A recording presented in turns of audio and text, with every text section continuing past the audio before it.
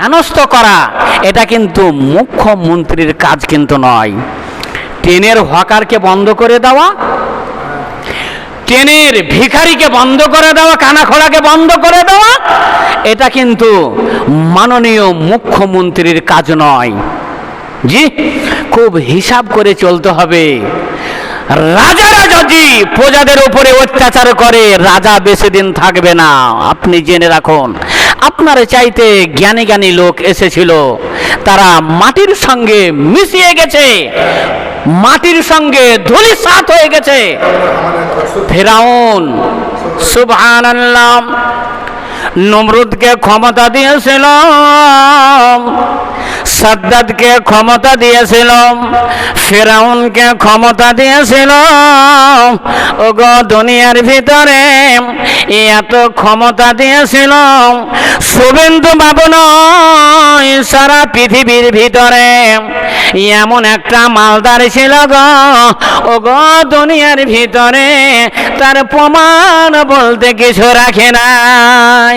আপনি ক্ষমতায় রয়েছেন, আপনার ক্ষমতা বাদ হয়ে যাবে, তখন আপনার ইজ্জত হানি হয়ে যাবে, আপনার সব বাতিল হয়ে যাবে।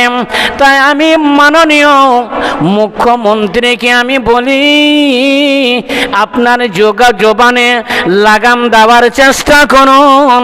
ওগো দুনিয়ার ভিতরে বাদশা যদি, দুনিয়ার ভিতরে বাদশা যদি প্রজাদের ওপরে অত্যাচার করে, ওগো দুনিয়ার ভিতরে থাকবে না। মুখ্যমন্ত্রী মহোদয়,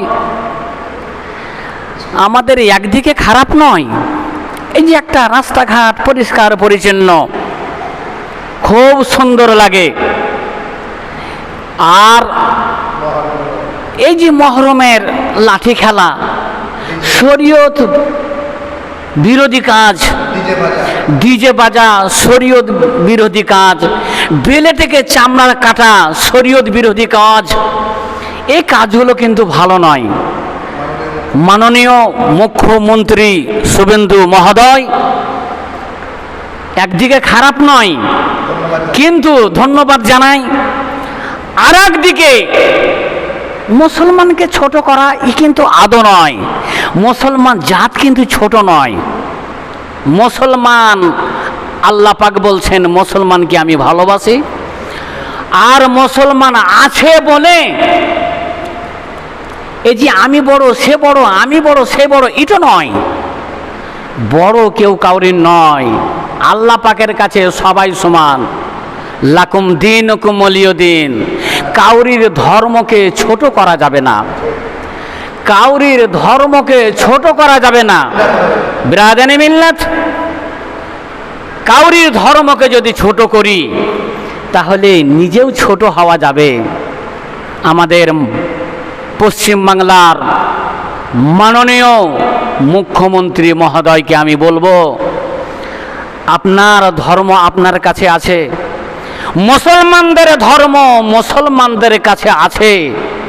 আপনি মসজিদ নিয়ে, মাদ্রাসা নিয়ে খবরদার ছিনিমিনি খেলবেন না, ইজ্জত থাকবে না। লাকুম দীনুকুম ওয়ালিয় দীন। আপনার কাছে ধর্ম আপনার কাছে বড়, মুসলমানদের কাছে ধর্ম মুসলমানদের কাছে বড়। আপনি ভাবেন না যতক্ষণ পর্যন্ত পৃথিবীতে একটা আল্লাহওয়ালা লোক থাকবে ততক্ষণ পর্যন্ত পৃথিবীকে ধ্বংস করতে পারবে না। এটাই হচ্ছে আল্লাহ পাকের কিয়ামত, আল্লাহ পাকের কেরামত। তো আমরা মাননীয় পশ্চিমবাংলার শুভেন্দু মহোদয় কে আমি বলবো, আপনি একজন মুখ্যমন্ত্রী, আপনার মুখে সব কথা মানায় না, সব ভাষা মানায় না।